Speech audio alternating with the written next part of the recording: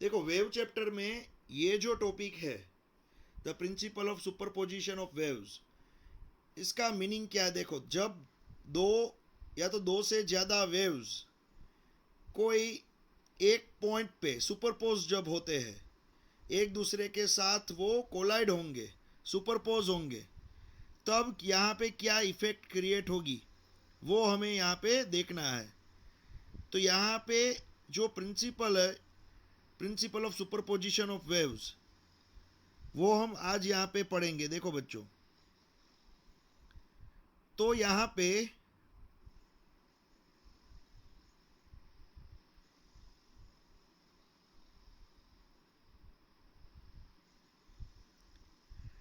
सबसे पहले इसका प्रिंसिपल, ये जो मैं यहाँ पे बोल रहा हूँ याद रखना सभी। When a particle of medium comes under the influence of two or more waves simultaneously, its net displacement is the vector sum of displacement that would occur under the influence of the individual waves. ये है principle of superposition. मान लो यहाँ पे मैं आपको पहले explain कर दूं। मान लो यहाँ पे कोई एक पॉइंट है, ये वाला पॉइंट, ये वाला पॉइंट है, कोई एक वेव यहाँ से आ रहा है इस तरह से, कोई एक वेव जो है वो राइट हैंड साइड आ रहा है, और कोई एक वेव जो है वो इस तरह से लेफ्ट हैंड साइड की डायरेक्शन में आ रहा है। अब क्या होगा बच्चों? देखो, ये जो पॉइंट है, ये पॉइंट पी पॉइंट, ये दोनों के इफेक्ट के अंडर में आएगा। अब मान लो इसकी हाइट यहाँ पे 2 मीटर है, ये जो वेव है जिसकी हाइट है 2 मीटर, और यहाँ पे देखो, आप यहाँ पे देखोगे ये जो वेव आपको दिख रहा है इसकी हाइट है यहाँ पे मान लो 4 मीटर। तो यहाँ पे आप देखोगे दो वेव्स, एक 2 मीटर वाला वेव जिसकी हाइट है 2 मीटर, और एक 4 मीटर वाला वेव जिसकी हाइट यहाँ पे आप देख सकते हो 4 मीटर एम्पलीट्यूड। दोनों वेव पी पॉइंट पे मान लो कोलाइड होंगे एक दूसरे के साथ। ये दोनों ही पी पॉइंट पे अगर कोलाइड होंगे तो पी पॉइंट जो है ये दोनों का आप क्या करोगे? वेक्टर सम करोगे। 4 + 2, 4 भी ऊपर की साइड है, 2 भी ऊपर की साइड है। तो ये जो पी पॉइंट है ना, वो पी पॉइंट 6 मीटर जितना अप जाएगा, 6 मीटर जितना अप जाएगा। तो ये 2 मीटर, ये 4 मीटर, दोनों का वेक्टर सम, 2 भी ऊपर की साइड +2, 4 भी ऊपर की साइड +4, तो 2 + 4, 2 + 4 यहाँ पे होगा 6 मीटर ऊपर की डायरेक्शन में। तो यहाँ पे जो पी पॉइंट है वो 6 मीटर ऊपर की डायरेक्शन में जाएगा। तो प्रिंसिपल ऑफ सुपरपोजिशन क्या है? प्रिंसिपल ऑफ सुपरपोजिशन मीन्स कोई भी पॉइंट दो या तो दो से ज्यादा वेव्स के इन्फ्लुएंस में अगर कोई पॉइंट आता है, कोई पॉइंट दो से, यहाँ पे दूसरे ज्यादा वेव्स भी आ सकते हैं। मान लो ये 2 मीटर वाला, यहाँ से कोई आया 3 मीटर वाला, यहाँ से आया 4 मीटर वाला, तो दो से ज्यादा वेव्स जब कोई एक पॉइंट के पास कोलाइड होंगे तो ये जो पॉइंट होगा, ये पॉइंट कौन सा है? ये जो पी पॉइंट होगा वो सभी के वेक्टर सम जितना वो पॉइंट डिस्प्लेस होगा। तो यहाँ पे ये कौन सा पॉइंट है बच्चों? ये जो पॉइंट है यहाँ पे 2 मीटर, देखो इसका डिस्प्लेसमेंट है 2 मीटर, इसका डिस्प्लेसमेंट है बच्चों यहाँ पे आप देख सकते हो 4 मीटर। तो ये 2 मीटर है, ये है 4 मीटर, दोनों के इन्फ्लुएंस में ये पी पॉइंट आया, तो 2 + 4 ये 6 मीटर जितना ऊपर गया। तो ये हुआ प्रिंसिपल ऑफ सुपरपोजिशन। मान लो यही पी पॉइंट, मान लो यही पी पॉइंट जब कोई एक वेव आ रहा है यहाँ पे 2 मीटर का, ये 2 मीटर का वेव आ रहा है, और दूसरा वेव जब आ रहा है नीचे की ओर मान लो 5 मीटर, ये नीचे की ओर 5 मीटर का वेव आ रहा है, यहाँ पे आप देख सकते हो ये नीचे की ओर है 5 मीटर, ये ऊपर की ओर है 2 मीटर, तो ये 5 मीटर है, ये 2 मीटर है। देखो बच्चों, अब एक वेव ऊपर है तो मैं +2 लिखूंगा, एक वेव नीचे है तो मैं -5 लिखूंगा, तो आंसर आएगा आपका -3 मीटर। तो इसका मीनिंग माइनस क्या दिखाएगा, तो जब ये दोनों ही वेव P के पास, दोनों ही वेव P के पास कोलाइड होंगे, तो ये P जो है दोनों का वेक्टर सम जो हुआ उसके अकॉर्डिंग वो जाएगा, तो P जाएगा नीचे की ओर 3 मीटर, P जाएगा नीचे की ओर 3 मीटर। देखो बच्चों, ये 12th में आने वाला है, 12th में ये चैप्टर 10 के अंदर यही चीज आप पढ़ोगे, प्रिंसिपल ऑफ सुपरपोजिशन। 12th में यही चीज आएगी, यही नाम होगा द प्रिंसिपल ऑफ सुपरपोजिशन। तो यहाँ पे दो या तो दो से ज्यादा वेव्स को एक जगह पे कोलाइड होंगे, तो वो सभी का जो वेक्टर सम होगा उसके अकॉर्डिंग P पॉइंट जाएगा। तो ये दोनों का वेक्टर सम ऊपर की ओर 6 था, ये दोनों का वेक्टर सम नीचे की ओर 3 था।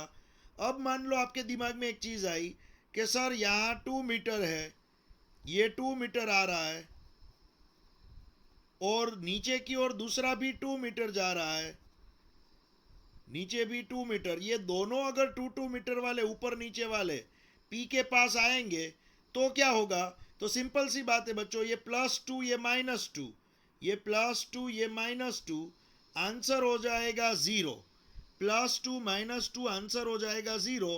तो ये P है, ना तो ऊपर जाएगा ना तो नीचे जाएगा, वो उसके ऊपर कोई भी मीन्स डिस्प्लेसमेंट अप्लाई नहीं होगा, ना तो वो ऊपर जाएगा ना तो वो नीचे जाएगा।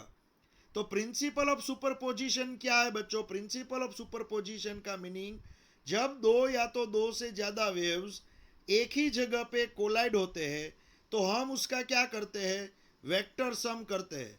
तो यहाँ पे मैंने आपको फिगर ड्रॉ करके समझाया, ये फिगर ड्रॉ करके मैंने समझाया आपको। अब मैं इक्वेशन की हेल्प से आपको समझाऊंगा, इक्वेशन की हेल्प से। देखो बच्चों, यहाँ पे मैं इक्वेशन की हेल्प से आपको एक्सप्लेन करने जा रहा हूं, ध्यान रखना।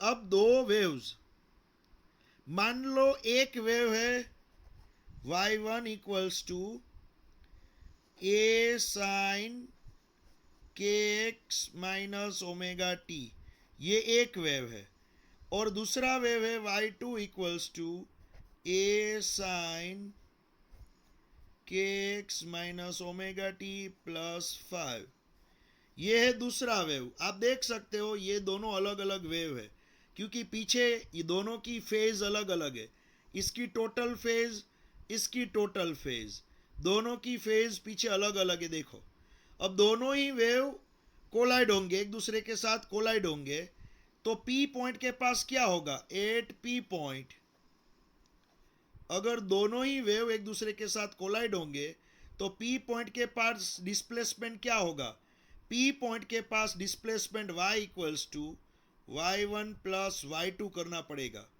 P पॉइंट के पास displacement y equals to y1 plus y2, हमें ये करना पड़ेगा।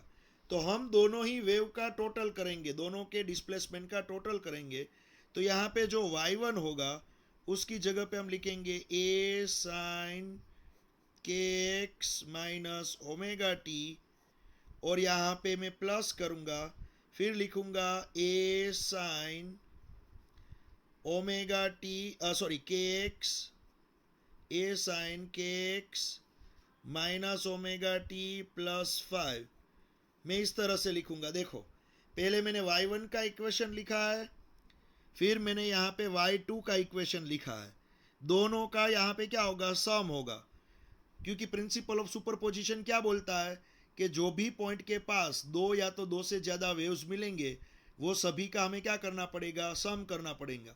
यहाँ पे मैंने सम किया है दोनों के इक्वेशन का। अब यहाँ पे a कॉमन निकाल दिया मैंने, यहाँ का a यहाँ का a कॉमन निकाल दिया, तो ब्रैकेट में बचा sine plus sine, sine alpha plus sine beta, आपको मालूम है ब्रैकेट में बचा sine alpha plus sine beta. तो अब ट्रिगोनोमेट्री का इक्वेशन यहाँ पे यूज करना पड़ेगा, sign alpha plus sine beta, ये हमें मिला है, देखो ये ए बाहर निकाल दिया, ये साइन है, साइन के पीछे ये जो दिख रहा है इसको अल्फा बोलेंगे, प्लस ये साइन है, साइन के पीछे जो दिखा वो बीटा बोलेंगे, तो sign alpha plus sine beta.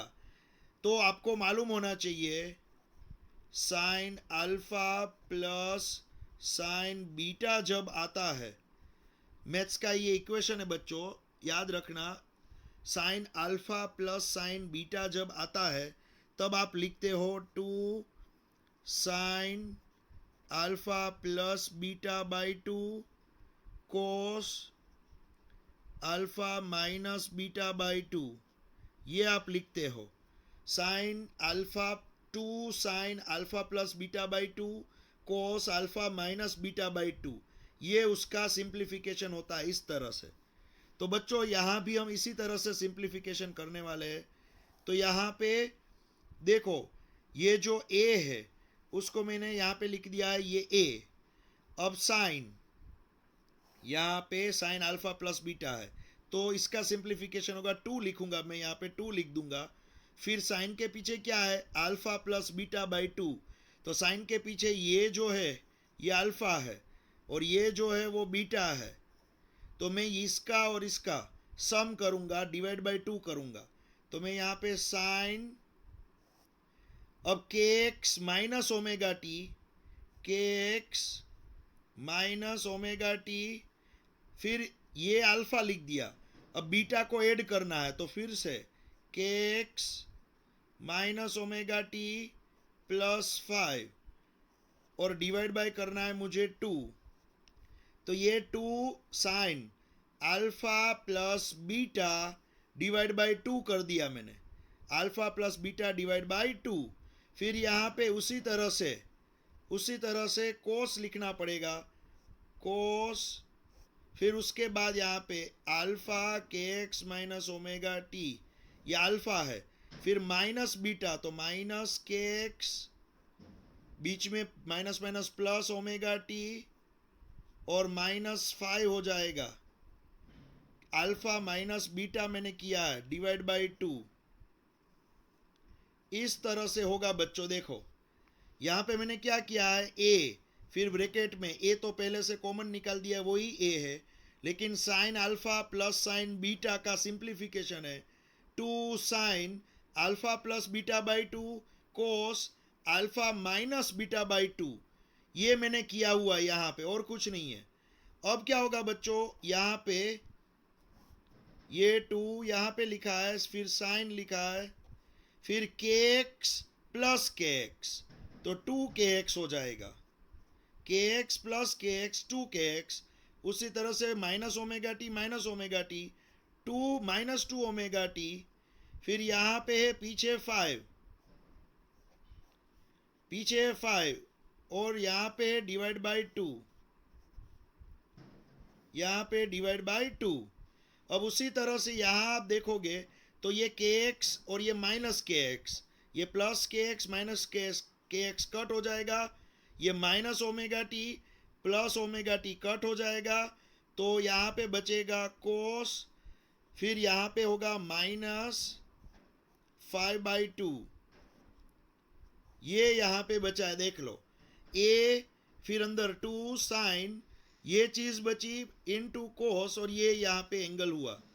अब बच्चों एक चीज याद रखना, यहाँ पे आपने सिंप्लीफिकेशन आप कर रहे हो तो यहाँ पे ये 2 जो है वो सेपरेटली तीनों को दे दो, सेपरेटली तीनों को डिवाइड करोगे तो यहाँ पे आपको मिलेगा, ये जो अंदर वाला 2 है वो a के साथ मल्टीप्लाई कर देता हूँ, 2a लिख देता हूँ, ये एक 2a के साथ मल्टीप्लाई कर दिया 2a, फिर मैं लिखूंगा यहाँ पे ये साइन वाला पूरा स्टेप, ये साइन वाला पूरा स्टेप थोड़ा पीछे लिख देता हूँ, यहाँ पे साइन, फिर ये ब्रैकेट के अंदर साइन के बाद जो ब्रैकेट आ रहा है उसके अंदर ये 2 मैंने यहाँ डिवाइड कर दिया सेपरेटली, इसके डिवाइड बाई 2, इसके डिवाइड बाई 2 और लास्ट के स्टेप में भी डिवाइड बाई 2, तो 2 के एक्स डिवाइड बाई 2, 2 कट हो जाएगा तो के एक्स मिलेगा, फिर minus 2 omega T by 2, 2 cut हो जाएगा तो सिर्फ माइनस ओमेगा टी मिलेगा, और फिर लास्ट में प्लस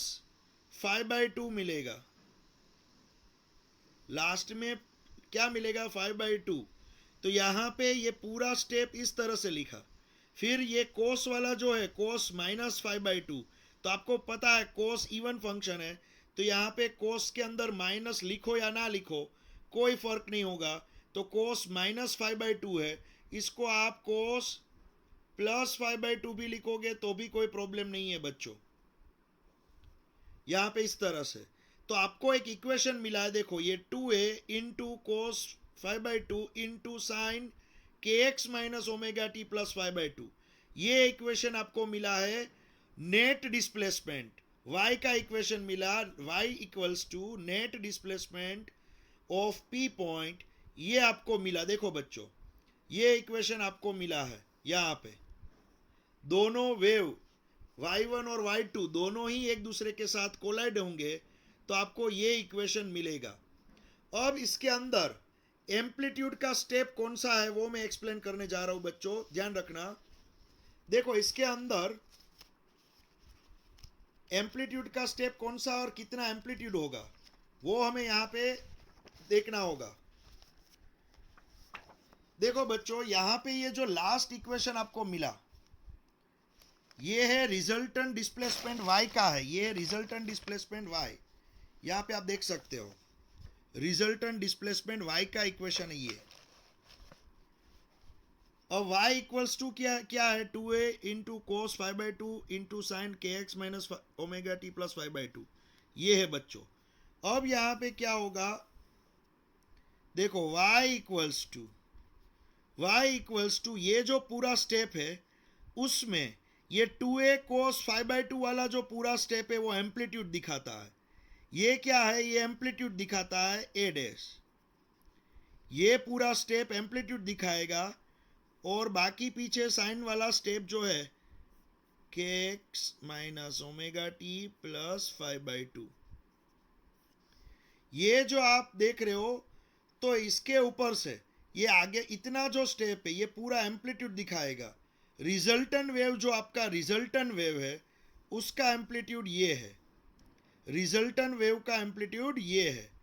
तो आपका रिजल्टेंट वेव ये बना और उसका एम्पलीट्यूड यहाँ पे 2a कोस 5/2 है, ये पूरा एम्पलीट्यूड है। तो यहाँ पे जो एम्पलीट्यूड आपको मिल रहा है 2a कोस 5/2, लेकिन अगर फेज डिफरेंस यहाँ पे जो 5 है, यहाँ पे जो 5 है फेज डिफरेंस, अगर दोनों वेव के बीच में फेज डिफरेंस है ही नहीं, दोनों वेव के बीच में फेज डिफरेंस 0 है, तो बच्चों आपको एम्पलीट्यूड क्या मिलेगा 2a कोस 0/2 मीन 0, तो कोस 0 1 हो जाएगा, तो आपको लास्ट में आंसर मिलेगा 2a। तो अगर फेज डिफरेंस दोनों वेव के बीच में फेज डिफरेंस 0 है तो आपको एम्पलीट्यूड मिलेगा 2a जितना, याद रखना। तो ये जो आपने दो इक्वेशन लिए थे स्टार्टिंग में, यहाँ पे मैं आपको बता दूं, ये जो दो इक्वेशन आपने लिए थे स्टार्टिंग में, a sine kx minus omega t, दूसरा है a sine kx minus omega t plus 5, तो यहाँ पे +5 है। देखो 5 जितनी फेज ज्यादा है, y2 वेव जो है y2 वेव उसके अंदर 5 जितनी फेज ज्यादा है, और y1 वेव है उसमें 5 जितनी फेज कम है, दोनों में देखो फेज डिफरेंस है। तो अगर फेज डिफरेंस नहीं है दोनों के बीच में अगर फेज डिफरेंस नहीं रहता है तो याद रखना बच्चों, यहाँ पे अगर फेज डिफरेंस 0 हो जाता है तो आपका जो एम्पलीट्यूड होगा वो क्या हो जाएगा 2a जितना हो जाएगा, 2a जितना। तो मैं इजी वर्ड्स में आपको बोल दूं, मान लो कोई एक वेव है जिसका एम्पलीट्यूड है, ये एम्पलीट्यूड है मान लो a इक्वल्स टू 2 मीटर, ये amplitude a equals to 2 metre. अब दूसरा वेव है जो है दूसरा वेव मान लो जिसका एम्पलीट्यूड भी है 2 मीटर, तो ये y1 वेव और ये y2 वेव दोनों वेव है, दोनों के सेम एम्पलीट्यूड है। देखो 2 मीटर दोनों के सेम एम्पलीट्यूड है, और ये दोनों के बीच में ये दोनों के बीच में फेज डिफरेंस नहीं है मान लो, तो ये दोनों ही वेव जहां पे कोलाइड होंगे वहां पे क्या होगा, 2a जितना मिलेगा, 2a जितना हाइट मिलेगी दोनों के बीच में। दोनों जहां पे कोलाइड होंगे वहां पे 2a क्या है, a की वैल्यू 2 मीटर है, यहां भी a की वैल्यू 2 मीटर, तो एक a की जगह पे 2 लिखोगे, 2 इंटू 2 4 मीटर, तो यहां पे 4 मीटर हाइट मिलेगी। अगर दोनों वेव y1 वेव y2 दोनों ही वेव के बीच में फेज डिफरेंस नहीं है, देखो यहां पे फेज डिफरेंस 0 है, दोनों के बीच में अगर फेज डिफरेंस 0 है तो रिजल्टन एम्पलीट्यूड जो होगा, रिजल्टन एम्पलीट्यूड आपका वो क्या हो जाएगा, 2a जितना, a की वैल्यू 2 मीटर है तो 2 मीटर इंटू 2 4 मीटर, तो रिजल्टन एम्पलीट्यूड 4 मीटर का होगा। तो यहां पे आप देख सकते हो मैंने वही लिखा है, रिजल्टन एम्पलीट्यूड 4 मीटर होगा, मींस 2a जितना होगा। कब, जब फेज डिफरेंस 0 है। ये सब कुछ 12th में आने वाला है बच्चों। तो यहां पे मैंने आपको क्या सिखाया, जब दो या तो दो से ज्यादा वेव्स कोई एक ही जगह पे कोलाइड होंगे तो पी पॉइंट का डिस्प्लेसमेंट सभी के वेक्टर सम जितना होगा। यहां पे मैं एक और एग्जांपल बता दूं, मान लो यहां पे है कोई एक पी पॉइंट, अब एक वेव यहां से आ रहा है, मान लो ये यहां से आ रहा है, एक वेव मान लो यहां से आ रहा है, एक वेव मान लो यहां से आ रहा है, ये तीनों वेव्स है। यहां पे ऊपर की ओर है डिस्प्लेसमेंट, यहां पे ऊपर की ओर ये जो है एम्पलीट्यूड, वो एम्पलीट्यूड है यहां पे मान लो ये जगह पे है 2 मीटर, मान लो इसका एम्पलीट्यूड है 2 मीटर, फिर इसका जो एम्पलीट्यूड है, इसका एम्पलीट्यूड है मान लो यहां पे 3 मीटर, इसका एम्पलीट्यूड है यहाँ पे 3 मीटर, आप देख सकते हो इसका एम्पलीट्यूड 2 मीटर, इसका एम्पलीट्यूड है 3 मीटर, ये है एम्पलीट्यूड यहाँ पे। या तो सभी के 2 ले लो, इसका भी 2 मीटर, इसका भी 2 मीटर, और यहाँ भी जो एम्पलीट्यूड है वो भी है 2 मीटर, मान लो ये 2 मीटर। तो A1 A2 A3 2 metre 2 metre 2 metre सभी ऊपर की ओर है, तो ये P पॉइंट पे सभी का वेक्टर सम होगा बच्चों, P पॉइंट पे सभी का वेक्टर सम होगा। तो यहां भी 2 metre plus 2 metre plus 2 metre, इसका इसका और इसका तीनों का वेक्टर सम हम करेंगे, तो 2 मीटर 2 मीटर 2 मीटर, तो यहां पे जो रिजल्ट मिलेगा वो आपको मिलेगा 6 मीटर। ये तीनों ही देखो ऊपर की ओर है, और तीनों ही जैसे ही P के पास कोलाइड होंगे तो ये P जो है वो अपनी जगह पे 6 मीटर की हाइट से ऊपर जाएगा, 6 मीटर हाइट, याद रखना बच्चों, ये P का डिस्प्लेसमेंट होगा 6 मीटर। तो प्रिंसिपल ऑफ सुपरपोजिशन, ये टॉपिक जो है वो 12th में डिट्टो आने वाला है बच्चों, 12th के लिए ये आपको अभी से ही लर्न करना है। तो प्रिंसिपल ऑफ सुपरपोजिशन क्या है मैं यहां पे लिखने जा रहा हूं बच्चों। देखो, when a particle of medium comes under the influence of two or more waves simultaneously,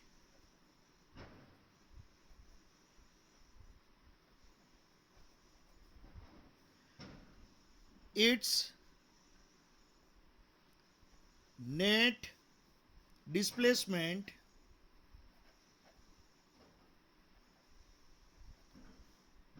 is the vector sum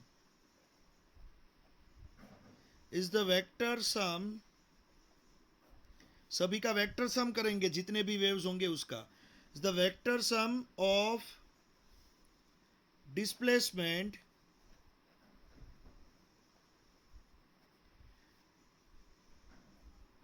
that would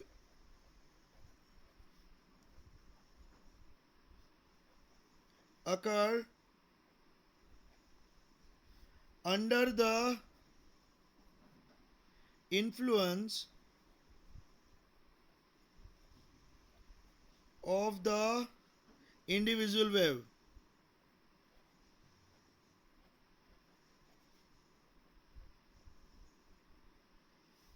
तो यहां पे याद रखना बच्चों, हमें क्या करना है, वेक्टर सम करना है।